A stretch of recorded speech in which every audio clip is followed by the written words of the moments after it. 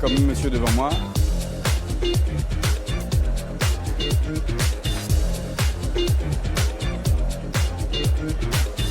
Ah, it's in French.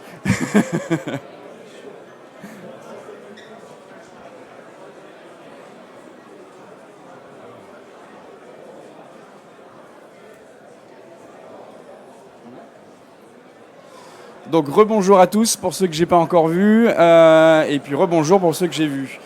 Donc cet après-midi, on va discuter pendant une petite heure de notre savoir-faire, d'une partie de nos spécialités qui sont donc les parcellaires. Je reviendrai là-dessus évidemment en longueur.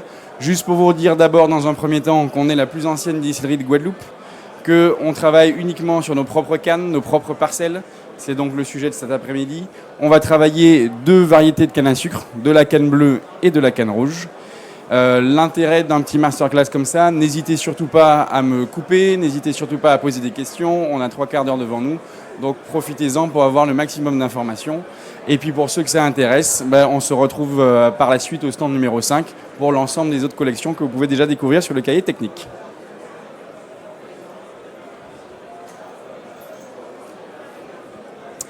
On va rentrer dans le vif du sujet. Notre domaine est un domaine qui fait 100 hectares. On est la seule distillerie de Guadeloupe à être totalement autonome sur nos matières premières et sur l'ensemble des métiers du rhum. On va être d'abord agriculteur, évidemment. On va travailler de la canne bleue, de la canne rouge, je vous l'ai dit. On va effectivement être distillateur, puis on va être éleveur, finisseur et évidemment embouteilleur. Donc on va faire l'ensemble des métiers que compose ce joli métier de rhummier. Ça fait partie des rares particularités dans le monde, puisqu'aujourd'hui on en note deux distilleries principales qui fonctionnent de cette manière. Nous, du coup, on en parle, et naissons en Martinique. Cette particularité nous amène tout droit à notre domaine, qui, vous voyez, va aller qui aura d'un côté la mer, qui va se situer côté parcelle 1, 2, 4, 5, et d'un autre côté la montagne, la soufrière, qui va avoir encore une fois une influence sur certaines parcelles. On est sur le territoire de la Basse-Terre. La Guadeloupe est un joli papillon avec deux grandes îles principales. La Basse-Terre plutôt volcanique et plutôt effectivement végétale, et la Grande Terre plutôt sèche et plutôt presque balnéaire si on parle d'un point de vue touristique. Donc nous on se situe sur la Basse-Terre et on se situe au vent du volcan. Donc là aussi encore une fois ce terroir et cette exposition au vent va avoir des influences sur l'ensemble de nos parcelles, donc sur l'ensemble de nos cannes et du coup sur le rhum. On va dénoter sur cet aspect parcellaire 4 grands axes. Aujourd'hui dans la collection on va avoir la parcelle 1, la parcelle 9, la parcelle 12, la parcelle 4. L'idée n'est pas de sortir les 12 parcelles d'un point de vue commercial, elles n'ont pas tout un intérêt différent des uns des autres. Il y a 4 grands axes. Le premier axe, il est ici, c'est le côté maritime. En côté maritime, qu'est-ce qu'on va avoir ? On va être le plus proche de la mer, on va avoir des influences iodées, on va avoir des influences marines qui vont évidemment se retrouver à l'intérieur de la canne à sucre, qui vont donc provoquer un peu de sel. Ce sel va se retrouver évidemment à la distillation derrière et va donner un profil assez iodé et assez marin. En fonction des différentes variétés de canne à sucre qu'on aura sur le bas du domaine, on va donc évidemment avoir un autre profil. Et ça, on parle d'ADN de canne à sucre à ce moment-là. Deuxième catégorie environnement sur le domaine, le côté humide, qui correspond plutôt au niveau des parcelles 8 et 9. Là, encore une fois, le côté humide, qu'est-ce que ça va apporter ? Votre canne à sucre, vous voyez ce que c'est un bâton de canne à sucre, c'est votre bâton. À l'intérieur, vous avez de la fibre. Cette fibre, sur la canne rouge, par exemple, c'est une fibre, c'est ce qu'on va goûter aujourd'hui, c'est 2 parcelles de canne rouge. Sur la canne rouge, vous avez effectivement une fibre qui est très compacte. Plus vous allez mettre de l'eau, plus ce côté compact va être dilaté par l'eau, vous allez avoir moins de sucre, donc plus d'eau, et vous allez avoir un équilibre effectivement déjà en termes de jus. Donc le jus de canne qu'on va pouvoir extraire de cette canne à sucre va être moins sucré. Moins sucré, ça veut dire quoi ? Ça veut dire qu'à un moment donné, quand vous faites votre fermentation, votre degré de fermentation idéal, il est entre 4 et 6 degrés. Si votre jus est trop sucré, vous allez être au-dessus de 6 degrés d'alcool dans la fermentation. Qu'est-ce qu'on fait à ce moment-là ? On va rajouter un peu d'eau pour diluer notre jus, pour diluer l'apport en sucre, pour retrouver un certain équilibre à 4-5 degrés. À ce moment-là, dans une parcelle humide, vous n'avez pas besoin de rajouter trop d'eau. Donc c'est là, encore une fois, on trouve un certain équilibre. Si vous dépassez les 6 degrés, vous allez chercher des notes un peu pharmaceutiques et un peu métalliques. Évidemment, on sera tous d'accord sur le fait de se dire que ce n'est pas très agréable en termes de dégustation. Et sur des parcelles 9 ou 8, on a ce joli équilibre qui est déjà naturellement présent. Troisième axe au niveau du domaine, ça va être sur le haut de la 5, la 6 et la 7, c'est les parcelles les plus ensoleillées du domaine. Donc là, encore une fois, peu importe l'ADN de la canne à sucre, ce sont des cannes à sucre qui vont être très sucrées. Donc on va avoir un gros apport en sucre. Et je reviens à ce que je disais tout à l'heure, forcément, on va devoir diminuer cet apport au sucre et ce taux de sucre par de la rajout d'eau dans les fermentations. Donc ça va évidemment avoir une influence au niveau du rhum. Et le dernier axe, qui est la parcelle numéro 12, c'est la parcelle la plus en hauteur du domaine, la plus proche de la montagne. Évidemment, la montagne va avoir une influence. Le vent vient de la mer, il va aller taper sur la montagne, il va revenir d'autre part. Vous avez ici la petite étoile qui représente la distillerie, les jardins, l'habitation, les bassins et une petite forêt qui va protéger encore une fois cette parcelle pour avoir moins de vent, du coup moins d'embruns marins, du coup moins de cannes cassées, donc moins de cannes proches du sol, qui vont donner encore une fois un style de rhum complètement différent. Est-ce que jusque-là ça va? Je ne parle pas trop vite. In English? That's okay? If you want, you can retaste after. Le profil de notre domaine, il est très simple. On se situe à Capesterre-Belle-Eau. Comme son nom l'indique, c'est l'endroit où il y a les plus belles eaux de la Guadeloupe par rapport effectivement à son côté montagneux. C'est là où on va voir toutes les cascades sur une amplitude entre Goyave, la ville d'à côté, et puis Capesterre. Si on parle d'un point de vue touristique, vous avez les chutes du Carbet, vous avez les chutes Moreau. Toutes les grandes cascades d'eau douce viennent sur Capesterre-Belle-Eau. Donc là, encore une fois, ça veut dire que nos sols et notre terroir est très humide, très imbibé en eau, et ça va effectivement favoriser une agriculture plutôt saine, une agriculture raisonnée, puisqu'on a effectivement quelque chose de très fertile naturellement. Et encore une fois, c'est le lieu de débarquement de Christophe Colomb. Donc là, encore une fois, Capesterre-Belle-Eau, on avait le cap à l'est de la Terre. Comme je vous l'ai dit tout à l'heure, entre terre et des volcans, et puis ça nous donne effectivement, vu qu'on a une certaine humidité, on a un pH assez neutre, pas très acide et plutôt neutre, ce qui encore une fois favorise l'agriculture de la canne à sucre. Je vous ai parlé d'agriculture raisonnée. Agriculture raisonnée, ça veut dire quoi? Ça veut dire déjà, je casse le mythe, on n'est pas bio. Pourquoi on n'est pas bio? Parce que dans notre agriculture raisonnée, il y a un seul élément qu'on utilise qui n'est pas bio, c'est des entrants. On utilise des fertilisants qui ne sont pas bio. On a besoin d'un apport en azote. Et pourquoi il n'est pas bio? Je vais vous l'expliquer. Parce que cet apport en azote non bio au départ va nous permettre d'avoir des fermentations courtes et de ne pas utiliser ou d'utiliser très peu de levure derrière dans la fermentation pour favoriser encore une fois le jus de canne, le fruit et le goût du fruit. Raisonner, ça veut dire quoi? Raisonner, ça veut dire que tout simplement, dans les interrangs, au moment où la canne va repousser, on va empêcher les mauvaises herbes de pousser, non pas avec de l'herbicide, mais avec de la bagasse, qui est l'un des déchets de la distillerie. On va étouffer les mauvaises herbes. À la fois, la bagasse a un côté spongieux qui va donner effectivement comme une éponge, tout simplement. Ça veut dire que quand elle est sèche, elle va prendre l'humidité facilement et elle va regonfler. Et puis quand il va avoir une température plutôt sèche, cette humidité va ressortir et va renourrir naturellement le sol. Donc là, encore une fois, c'est un apport non négligeable sur certains oligo-éléments, sans rajouter trop de choses diverses et variées et encore moins d'herbicides. L'agriculture est totalement mécanisée, puisque là, encore une fois, c'est important. Quand on arrive sur une agriculture faite à la main, donc avec une coupe de canne à la main, où vous allez faire des fagots. Ces fagots, vous allez les fagoter avec particulièrement de la feuille, et généralement cette feuille, elle est compliquée à enlever après, donc on la balance dans le moulin, et vous avez un côté très végétal et très herbacé qui vient de la feuille et qui ne vient pas de la canne à sucre. L'avantage d'avoir une culture mécanisée, c'est que vous avez cette jolie machine à couper la canne qui va te faire tout le boulot. À la fois, elle va vous effeuiller, elle va enlever la paille, elle va enlever la poussière que vous avez potentiellement sur la canne à sucre, elle va la préserver pour avoir la canne à sucre la plus fraîche possible. Chez nous, la canne à sucre, elle est entre le moment où elle est récoltée et le moment où elle va être broyée, le champ le plus loin de la distillerie est à une demi-heure de tracteur. Ça veut dire que vous allez avoir votre broyage dans les 3 heures qui suivent. Donc on est sur quelque chose d'ultra frais. Là, encore une fois, ça permet d'avoir des jolies fermentations. Et qui dit jolie fermentation, dit joli rhum à la fin. Et puis d'autre part, la canne à sucre va enlever la partie chlorophylle, toute la partie feuille verte, va se reposer sur le sol. L'après-midi en Guadeloupe, il fait très chaud. Donc votre feuille verte, elle va sécher en une après-midi s'il fait beau. Et va déjà servir de premier tapis pour empêcher aux mauvaises herbes de repousser. Si vous utilisez ces feuilles pour faire des fagots, vous laissez les mauvaises herbes potentiellement repousser très vite. Avec une agriculture mécanisée, vous vous donnez l'espace de 2 à 3 mois avant de réintervenir dans le champ. C'est quand même non négligeable. Si vous prenez ces feuilles vertes pour faire autre chose, il faudrait intervenir très rapidement pour tuer les mauvaises herbes. Tout va bien? Bonjour.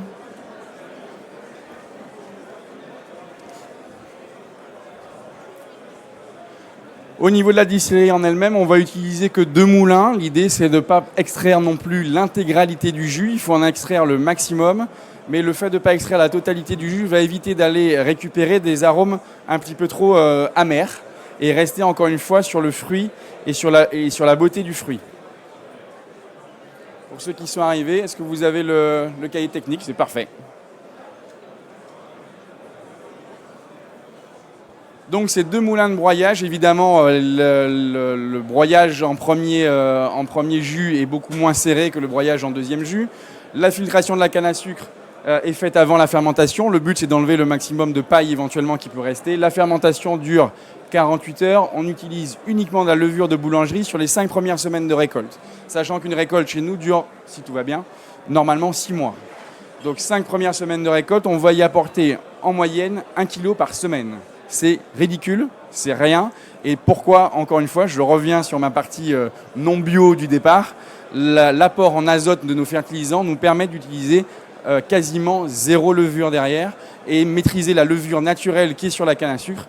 Donc là, il faut de la canne fraîche, 3 heures après le broyage, c'est très important. Si vous la laissez une journée ou deux, la levure, elle meurt.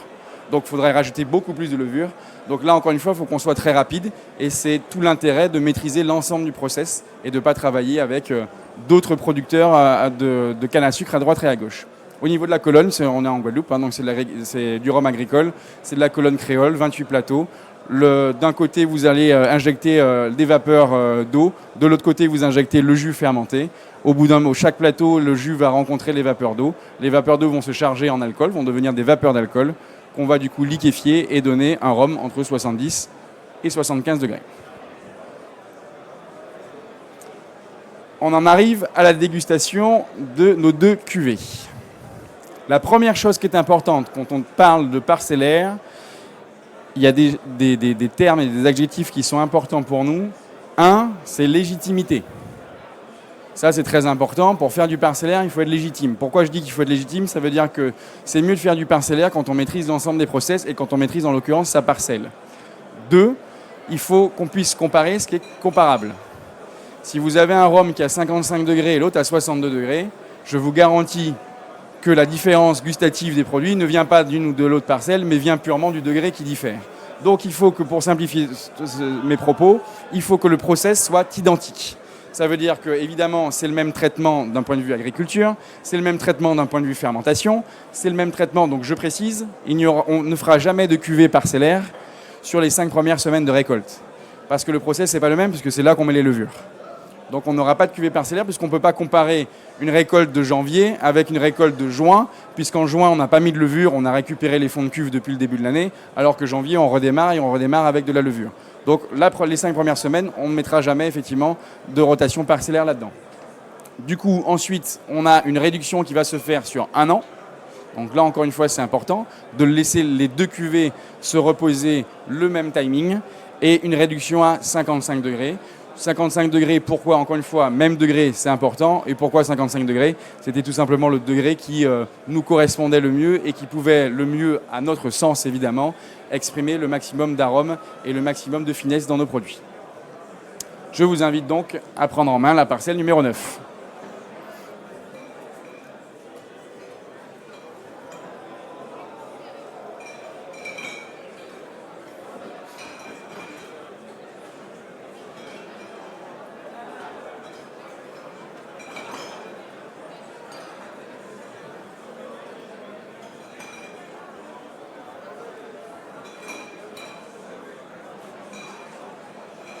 Alors, Particularité de la canne rouge, donc je vous rappelle ce qu'on est en train de déguster. On est sur 2 variétés de canne rouge. N'hésitez pas à prendre effectivement le cahier technique. On se situe sur la parcelle numéro 9. Les similitudes canne rouge, donc ça nous permet de comparer les terroirs et l'environnement.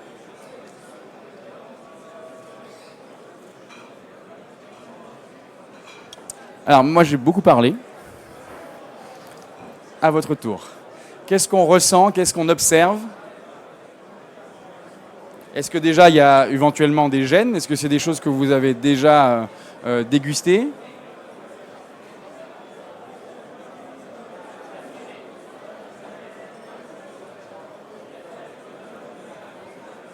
Monsieur, vous voulez dire un mot?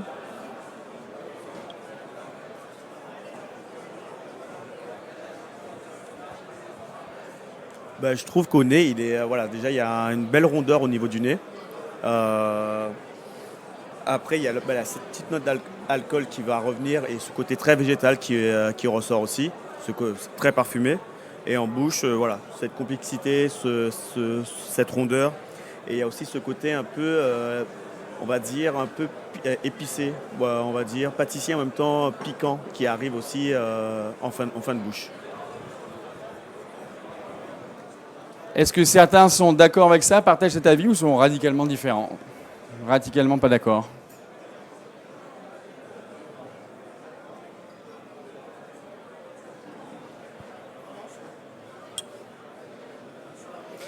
Effectivement, je suis d'accord. Déjà, ce qui est symbolique ici de la canne rouge, alors on va comparer 2 cannes rouges, donc ça va être difficile de se l'imaginer, mais la canne rouge reste quand même discrète au nez. Donc on peut mettre des adjectifs comme la finesse. C'est le premier adjectif qui, moi, va me venir. Ça reste discret. On n'a pas l'opulence d'une canne bleue qui va être effectivement exacerbée, qui va être très puissante. Ça reste fin. La particularité de la canne rouge, effectivement, quand vous la mettez en bouche, c'est ce côté rond, c'est ce côté, encore une fois, fin, cette souplesse qui va effectivement venir envoûter le palais, envoûter la langue avec des fines notes. Si on va un petit peu plus loin dans la complexité aromatique de cette parcelle numéro 9, effectivement, on aura des notes un peu plus pâtissières, un peu plus crémeuses.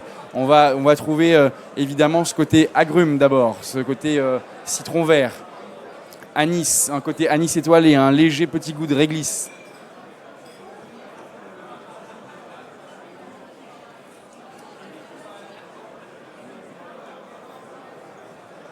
Oui, je rejoins.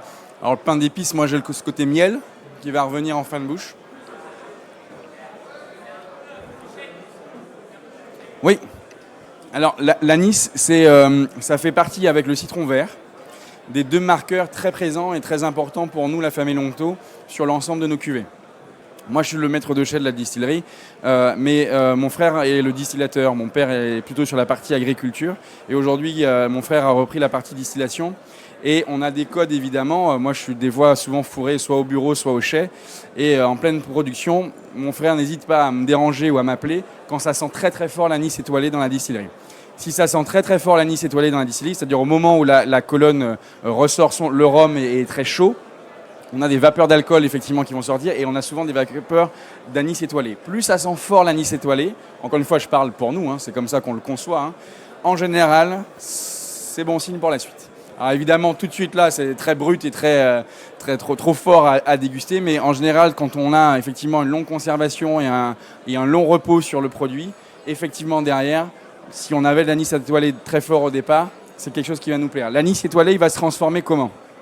Évidemment, il y a le côté agrume qui va se développer, citron vert, canne fraîche également. Mais l'anis étoilé, c'est peut-être le côté le plus intéressant, à la fois pour un rhum blanc de dégustation, comme on est en train de faire, et également pour les rhums vieux.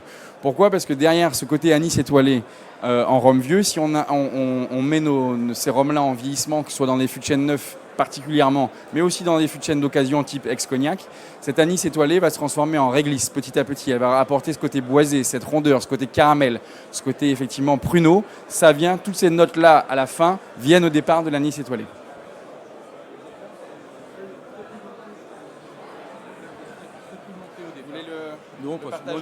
Monsieur dit que c'est pimenté, alors moi je vais appeler ça poivré. ce côté tendu. Mais oui, c'est-à-dire que dès le départ, on va avoir une tension sur le bout de la langue et qui va disparaître. Moi, je l'ai au début. Je ne sais pas si on est d'accord. Moi, je l'ai au début. Effectivement, il va disparaître petit à petit pour laisser place à l'agrume, la puissance du citron vert, et ensuite petit à petit au côté pâtissier.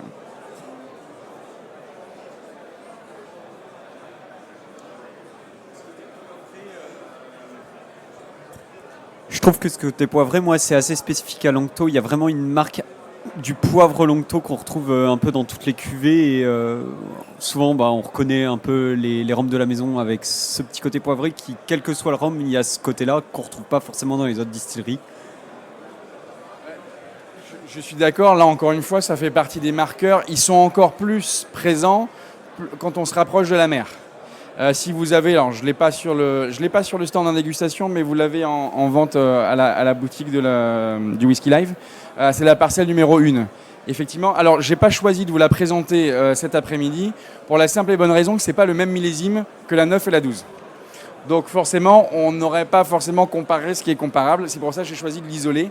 Mais par contre, elle a cette particularité d'avoir effectivement ce profil un peu plus iodé qui va renforcer le côté poivré. Et qui rend effectivement la chose très intéressante. De toute façon, nos rhums sont relativement puissants et relativement secs. Peu importe les profils effectivement qu'on peut noter derrière, le poivre en fait partie et va justement marquer cette tension qu'on peut avoir sur l'ensemble de nos produits.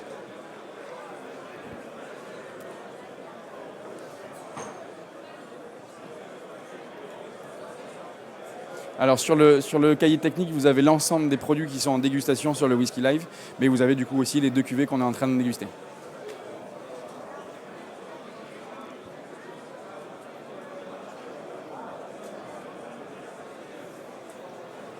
Donc on a un petit peu de temps devant nous. Je vais vous laisser revenir on a commencé par la parcelle numéro 9, donc c'est celle-ci. L'idée du système parcellaire, encore une fois, c'est d'avoir un programme très net. On est nos seuls producteurs de canne à sucre, on est agriculteurs, derrière distillateurs évidemment, donc c'est nos cannes à sucre. Vous avez sur le cahier technique au niveau des parcellaires, vous avez de toute façon le schéma des parcelles. On ne travaille que ces parcelles-là, c'est de la canne bleue, de la canne rouge. Et là en l'occurrence, on travaille 2 cannes rouges et on compare donc l'ADN équivalent, mais sur 2 terroirs différents, sur 2 parcelles différentes. Donc c'est laquelle celle que vous avez de plus C'est la rouge. Alors, mettez-vous. Alors non, Longto c'est rouge et bleu. Longto c'est rouge et bleu.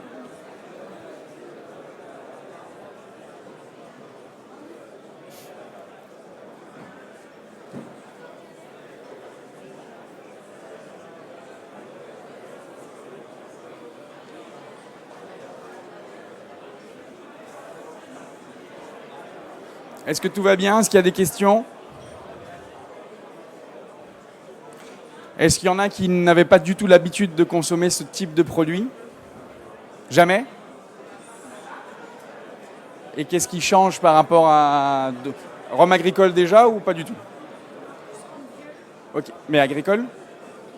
Ok. Donc on n'est pas surpris par un côté sec, non sucré, choses comme ça. Et agréablement surpris ou désagréablement surpris par le rhum blanc? Ok.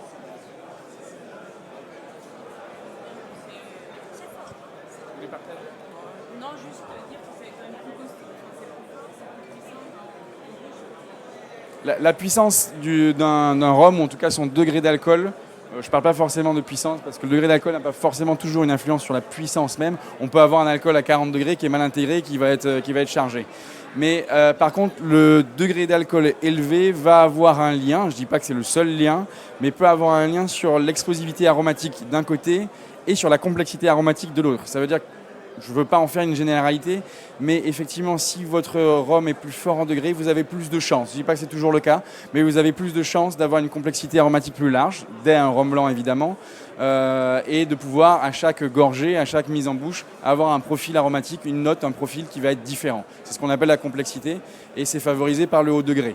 Encore une fois, je ne veux pas en faire une généralité, mais c'est plus simple, c'est plus facile d'accès avec des hauts degrés. Et là, encore une fois, vous avez 1 an de repos, ce qui est plutôt rare dans les finitions de rhum blanc. Si je prends, vous avez sur le cahier technique, encore une fois, nos cuvées classiques qu'on fait depuis 30 ou 40 ans pour le 62 par exemple. Ce sont des cuvées qui sont mises en bouteille au bout de 6 mois. Donc la réduction est beaucoup plus courte Et ça ne va pas empêcher qu'on aura des produits très, très aromatiques et très puissants. Mais la réduction étant plus courte, on aura moins de complexité, moins de gras. Alors que là, sur une cuvée de 1 an, on est déjà pas mal. Évidemment, je précise 1 an en cuve inox.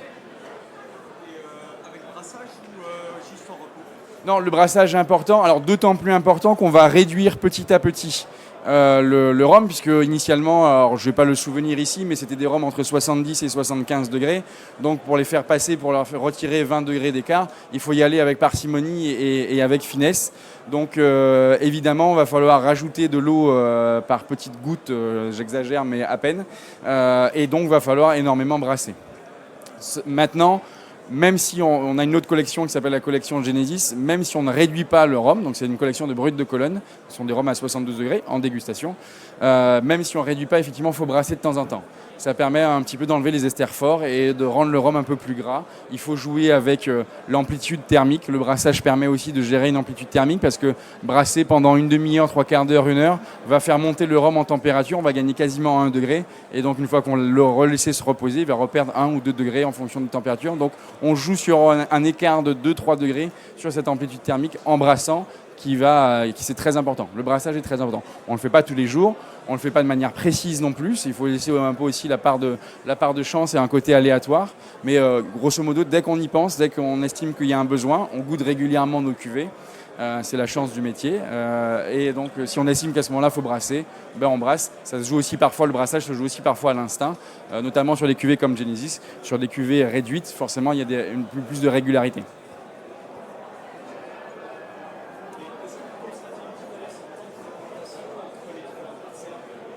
Non, justement, il faut avoir l'équilibre aussi là-dessus. Donc, le temps de fermentation ne va pas forcément jouer en fonction du climat. On n'a pas 40 km d'écart. Qu'on soit clair, on est sur un domaine d'un seul tenant qui fait 3 km de long. Qu'on soit clair, c'est encore une fois l'environnement plus que le terroir en lui-même. Le terroir, il est global, mais sur les parcellaires, c'est l'environnement encore une fois plus que le terroir.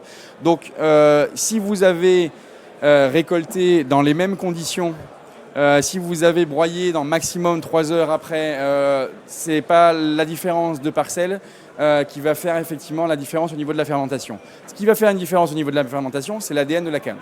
Donc il y a une différence de fermentation entre la canne bleue et la canne rouge, parce qu'il y a plus ou moins de levure sur le bâton de la canne à sucre, donc on va avoir une influence différente au niveau de ces fermentations-là. Mais à ADN équivalent, non. Si vous avez le process qui est exactement le même, ça ne se joue pas sur la fermentation.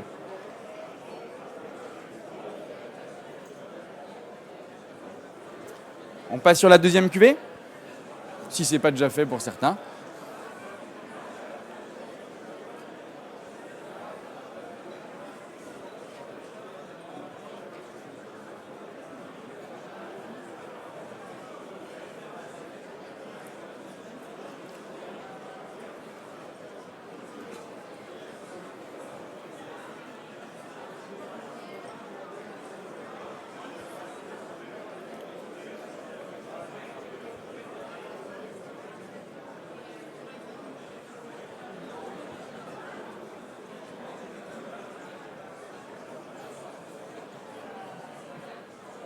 Encore une fois, n'hésitez pas à me contredire. Pour moi, le nez est relativement similaire. Est-ce qu'on est d'accord avec ça? Le nez reste discret, on a les mêmes marqueurs. Il n'y a pas une différence incroyable. Il est peut-être légèrement plus puissant. Il va peut-être monter un petit peu plus au nez, mais on reste sur un même profil aromatique.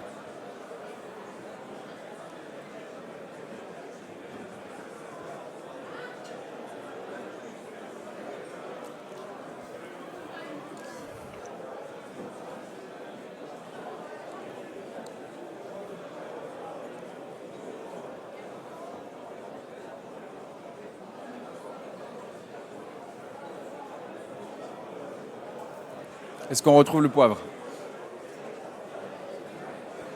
Est-ce qu'on retrouve le citron vert? Est-ce qu'on retrouve l'anis étoilé? Moi, je l'ai plus. Moi, je l'ai plus ici. En fait, il s'est déjà presque bonbonifié, entre guillemets. On a déjà cette sucrosité et ce bonbon, et j'ai déjà plus la réglisse que l'anis étoilé, mais... Oui. Oui, en fait, sur la parcelle 12, on a encore une fois quelque chose à la fois très végétal au départ et à la fois très bonbon à la fin. C'est-à-dire que notre petite anis étoilée, elle s'est déjà presque envolée sur de la réglisse. Donc on a cette sucrosité et ce bonbon en fin de bouche. Et c'est plutôt sur la... Enfin, moi, c'est là en fin de bouche. C'est vrai ? Ok.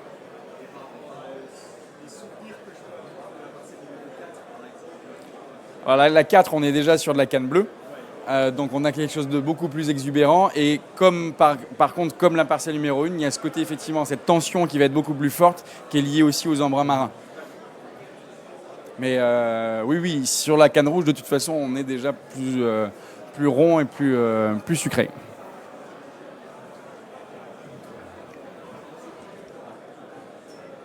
Ouais, il y a un côté plus doux. On va effectivement avoir de ce côté-là.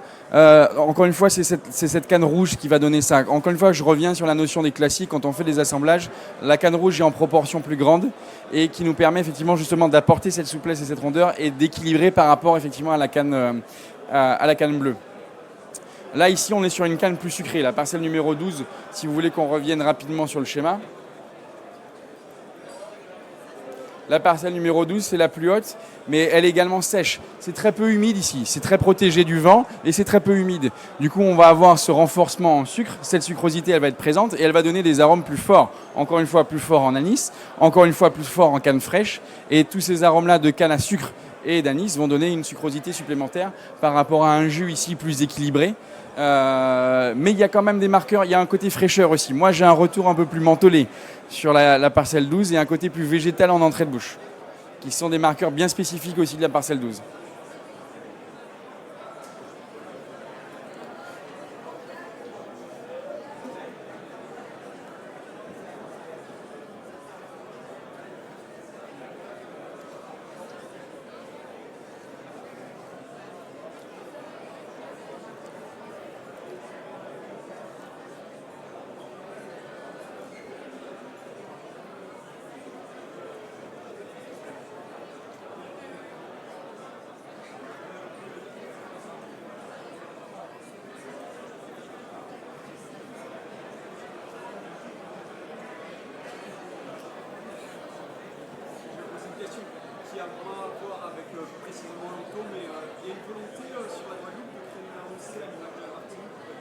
Non, pas du tout. Pas du tout pour plusieurs raisons. Alors la question, si certains n'ont pas entendu, c'est est-ce qu'on a en Guadeloupe une volonté de créer un AOC comme en Martinique ? Aujourd'hui, l'AOC, premièrement, je pense qu'il enferme et il enferme la créativité. Il y a certaines maisons justement martiniquaises qui en sortent un peu pour avoir de la créativité, pour aller chercher et ouvrir le champ des possibles, d'une part. Deuxièmement, on a un terroir. A priori, déjà dans notre IGP, on n'a aucun intérêt, et de toute façon on n'a pas le droit, à aller acheter de la canne de l'extérieur. Bon, on a un terroir basse-terrien, un terroir grand-terrien. J'ai presque envie de dire, si un jour on doit penser à l'AOC, il faudrait peut-être penser à un AOC basse-terre et un AOC grande-terre. Parce que le terroir, déjà, il est différent. Donc déjà, rien que de ce point de vue-là, en termes de terroir, on en a deux radicalement différents. La Martinique n'en a qu'un. Même s'il y a des influences de montagne et différentes et vice-versa. Troisièmement, aujourd'hui, l'IGP, on est en IGP, l'IGP Guadeloupe, et la case au-dessus. Ça veut dire que l'AOC aujourd'hui est un des onglets, entre guillemets, de l'IGP. Ça veut dire qu'aujourd'hui, si vous ne respectez pas les règles de l'IGP, vous sortez de l'appellation rhum agricole claire, nette et précise. Si vous sortez de l'AOC, vous avez encore la possibilité d'être du rhum agricole. Alors que nous, si on sort de nos règles, qui sont relativement les mêmes, vous avez une différence essentielle, c'est qu'en Guadeloupe, on a le droit de distiller jusqu'à 80 degrés. En Martinique, vous ne pouvez pas dépasser les 75 degrés. C'est une des différences essentielles. La deuxième, qui est quand même importante, c'est que vous n'avez pas le droit de vendre vos rhums basiques d'entrée de gamme, entre guillemets. En Martinique, c'est au bout de 6 semaines. En Guadeloupe, c'est au bout de 3 semaines. Ce qui fait quand même une différence très clairement. Et dans le sens qualitatif pour la Martinique, sur des rhums d'entrée de gamme. Maintenant, la Martinique, effectivement, il n'y a pas un lot qui n'est pas contrôlé. En Guadeloupe, le contrôle est très aléatoire. Je ne vous cache pas, bon, là c'est mon point de vue et moins le point de vue de la profession, je ne vous cache pas qu'un contrôle permanent pour des petites distilleries familiales comme nous, c'est 3 personnes à embaucher. Les distilleries familiales, c'est compliqué. Parlez-en à la Favorite, par exemple. Je pense que c'est difficile pour eux de gérer tout ça et d'avoir un vrai coût en tant que distillerie familiale sur le supporter de cette charge de travail-là, entre guillemets, je me permets l'expression, non rentable. Donc derrière, effectivement, on privilégie l'IGP. Encore une fois, pour toutes ces raisons que je viens d'explorer, ça n'est pas un gage de qualité, un AOC quel qu'il soit. Je ne remets pas en cause la Martinique, mais quoi qu'on en dise, que ce soit en Champagne, que ce soit en Cognac ou en Armagnac, ce n'est en aucun cas un gage de qualité. Donc ça, c'est la première des choses. C'est un gage effectivement d'un contrôle plus précis. Donc a priori en Guadeloupe, on n'a pas besoin. Nous, ce qu'on veut, c'est retravailler sur la qualité. Et encore une fois, avoir la possibilité, en fonction des familles, en fonction des distilleries familiales, du coup, que chacun puisse apporter son propre style. Je ne dis pas que ce n'est pas le cas en Martinique, mais encore une fois, on a de vraies différences de terroir et de style familial et de terroir entre une distillerie comme Rémonec, une distillerie comme Bologne, une distillerie comme Longto ou Damoiseau, encore une fois. Et je pense que c'est le charme de la Guadeloupe et on y tient vraiment.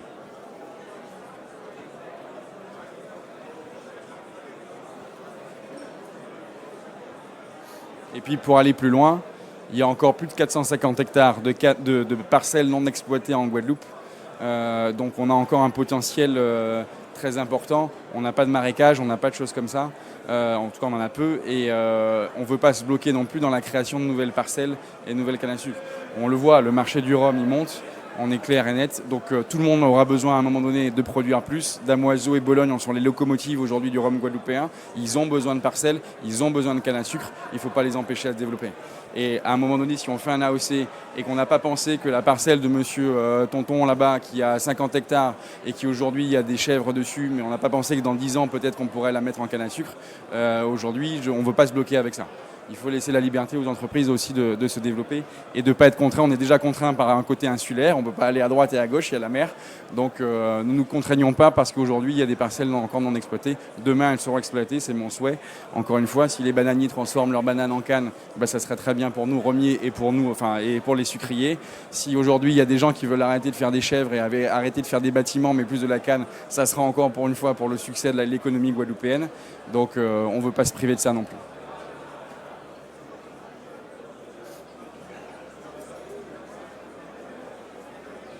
Est-ce que vous avez des questions? Il nous reste 5 minutes, n'hésitez pas. Est-ce que déjà vous avez une préférence entre les deux styles, entre les deux parcelles? Number 9? 12? 12 aussi? 9? 9? 12? Ah, donc c'est équilibré, hein, c'est 50-50, hein. C'est bien.